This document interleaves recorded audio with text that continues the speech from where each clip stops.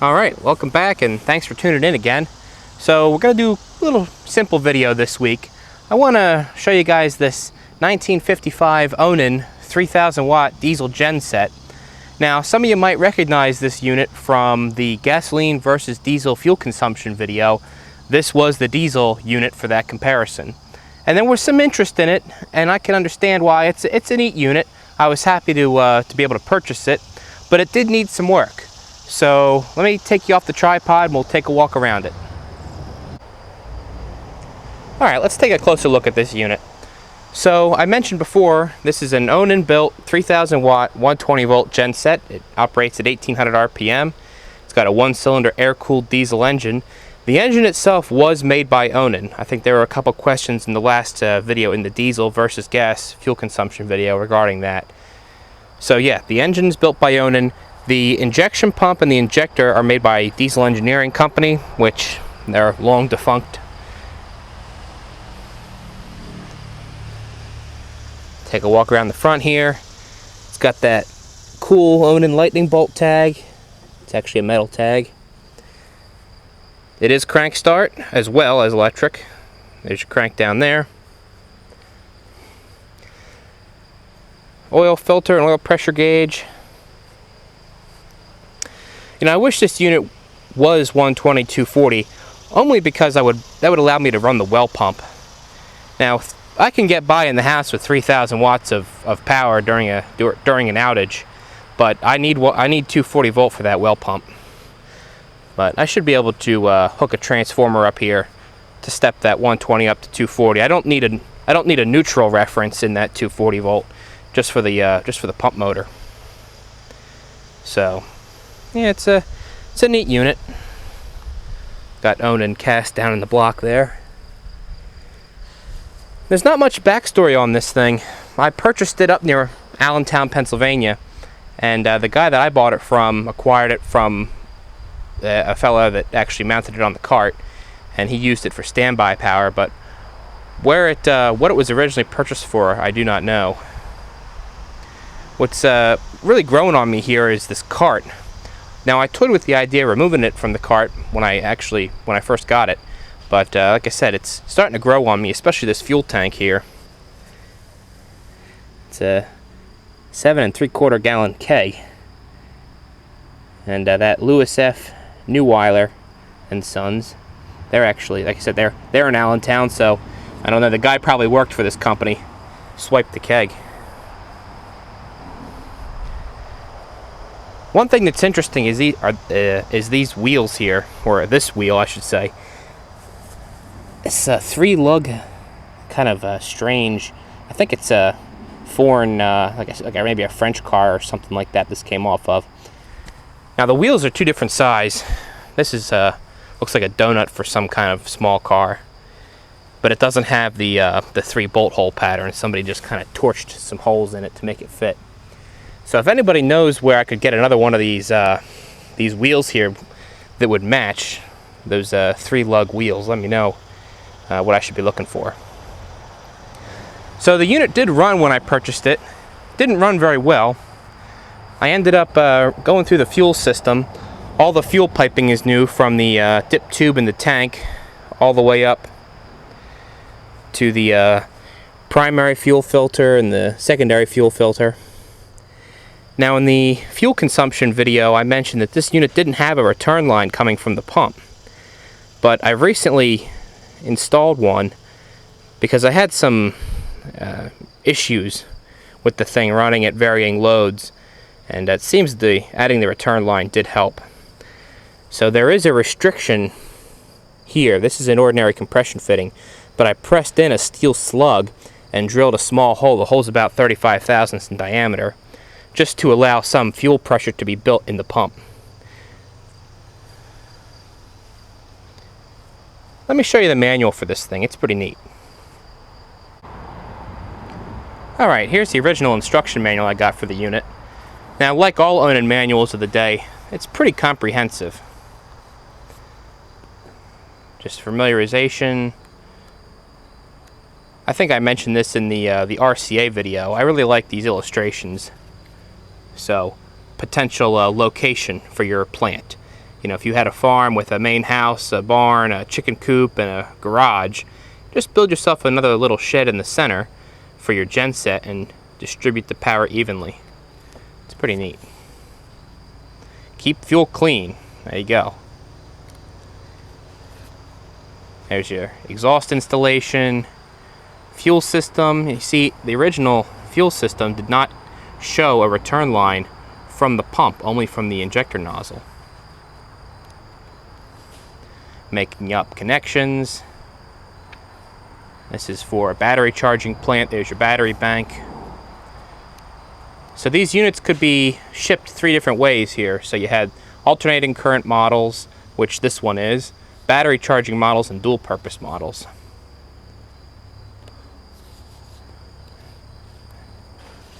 There you go. There you go. There's dual purpose there. And no, that's just for auxiliary lighting. So you could have a lighting circuit for your 12 volt from your 12 volt batteries, or from the AC, the genset. Controller operation. There's some fuel system stuff. Whoa. Yep. Don't lose that. Yeah, the manual's kind of falling apart.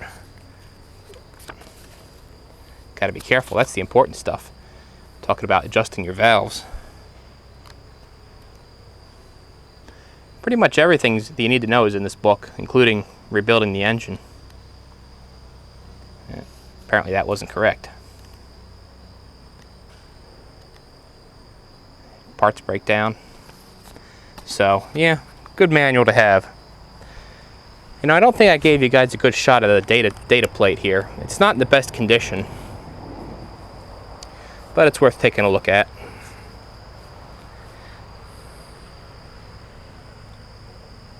Yeah, it's pretty hard to see.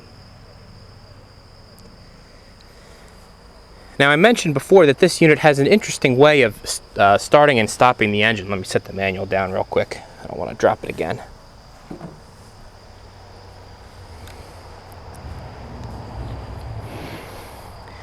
So we call this, what Onan calls this, the decompression solenoid. So in the resting state with this de-energized, the unit has no compression. The exhaust valve is held open. When you're cranking the unit manually, you would push this knurled knob in, and you would latch it to allow the engine to have compression.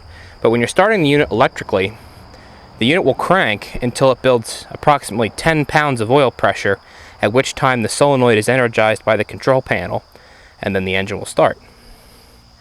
When you want to stop the engine, the solenoid is de-energized, and its spring return out to prop the exhaust valve open. So it always receives fuel.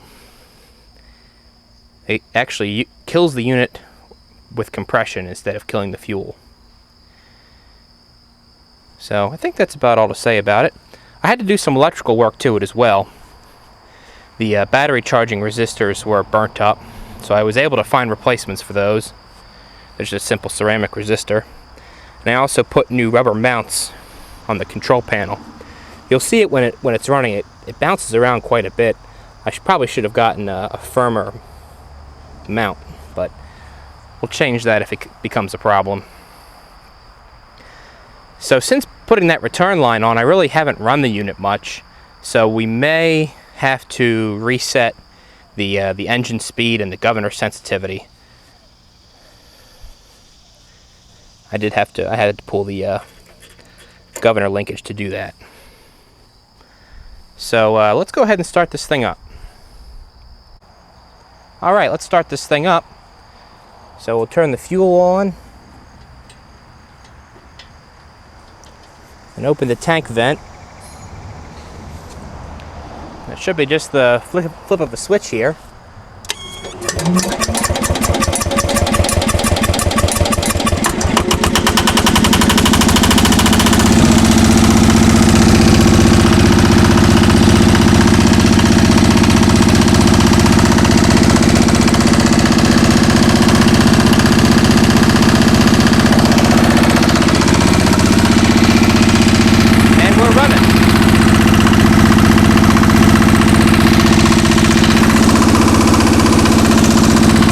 Everything looks good.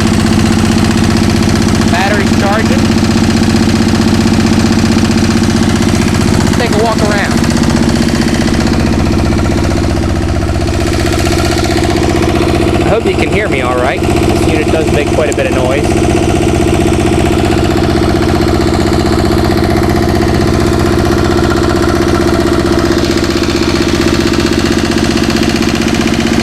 But it runs pretty smooth.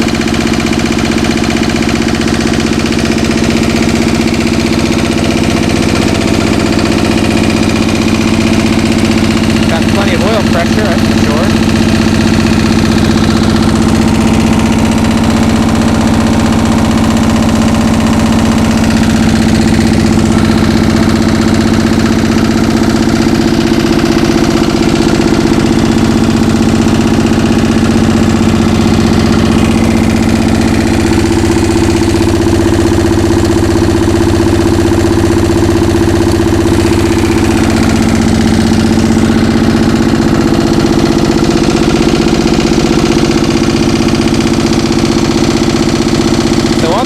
Panel here, we've got a momentary switch on the left.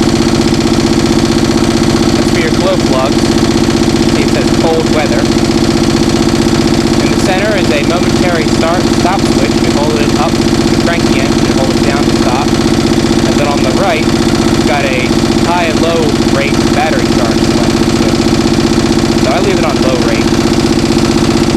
The ammeter looks like it's sitting at 0, but the movement of the meter tends to favor the discharge side of the 0, so it is actually charging.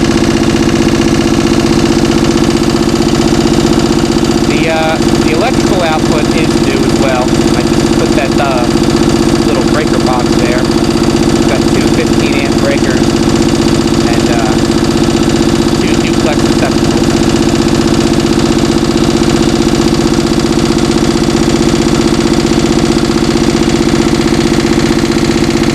So we'll let it warm up a little bit, but let's see what the voltage or frequency is at right now.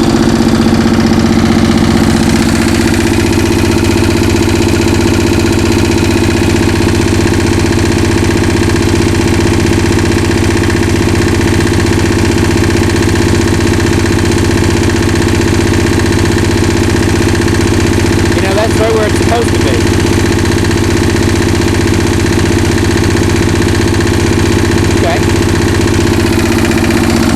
That alone then.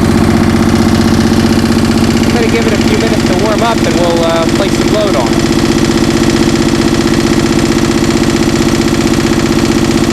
Alright, well I think we're ready to put some load on it now. Running at about 61.5 hertz.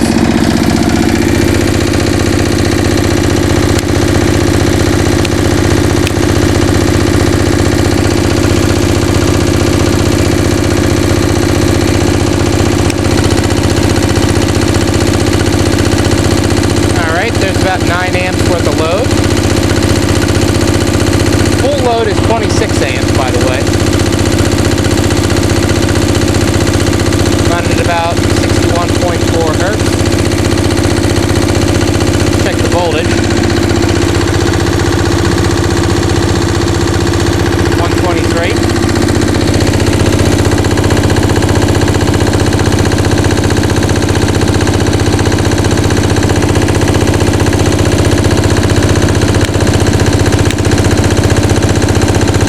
About 15 amps of load, running at about 61 hertz.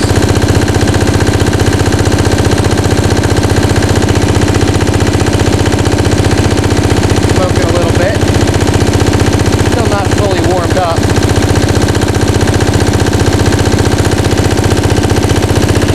Let's drop that off.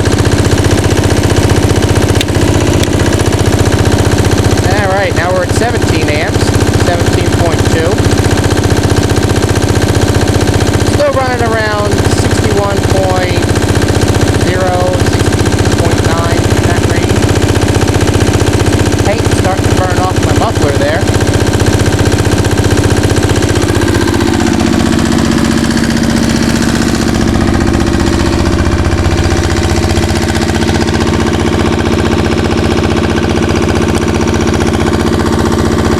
You'll have to forgive my my muffler paint job there.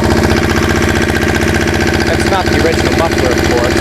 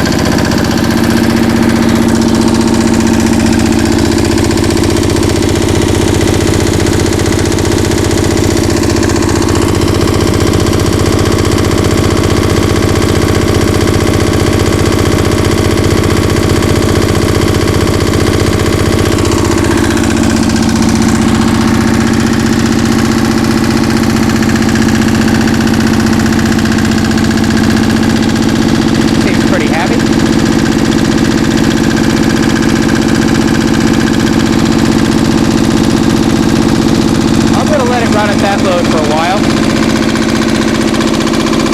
Let the block warm up, let the oil warm up. And when we come back, we'll hit it with full load. Alright, what do you say we take her right on up to 26 amps? We're at about 17 right now.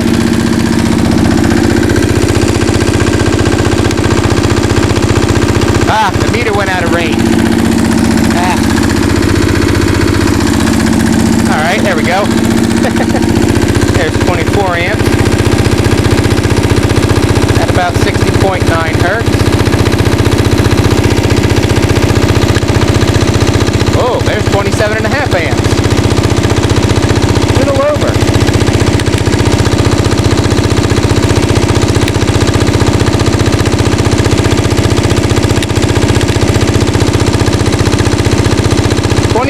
.6 amps.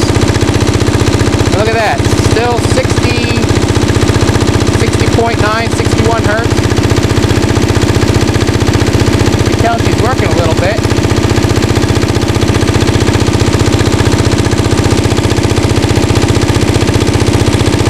I think it likes it. Check our voltage. Voltage is 115. 27.6 amps, 61 hertz, 60.9, 61 hertz. Yeah, that's rated voltage, 115. 115 on the data plate, so that's acceptable.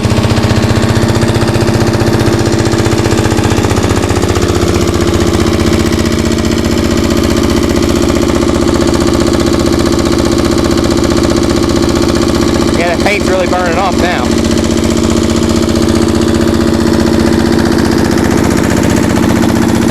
It is smoking a little bit though.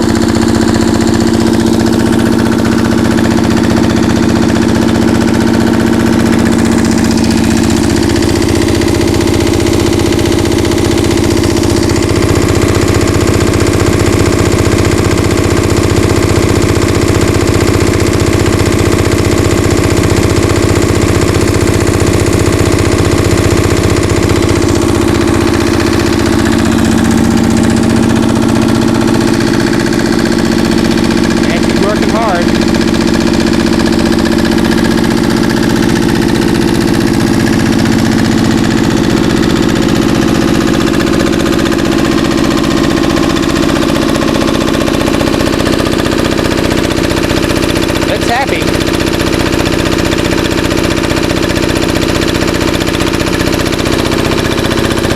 You know, there's a specific line in the operator or owner's manual that states that if you're going to run the unit lightly loaded for a certain duration, you should run it at a heavy load for a determinate or a length of time based on the time you ran at no load, if that makes any sense. Pretty much just stating you got to clean the thing out every once in a while. You don't want the injector, or the pre-chamber, or the valves, or the exhaust system getting poked up with unburnt fuel. You got to get it hot.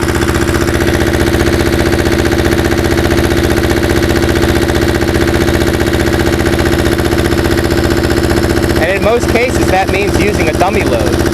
You got to use something to make it work.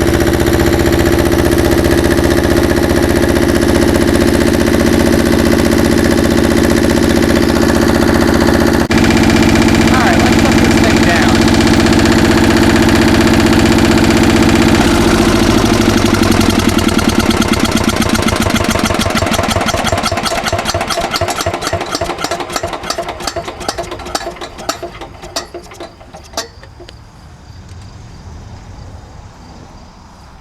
Close the tank vent, close the sediment bowl.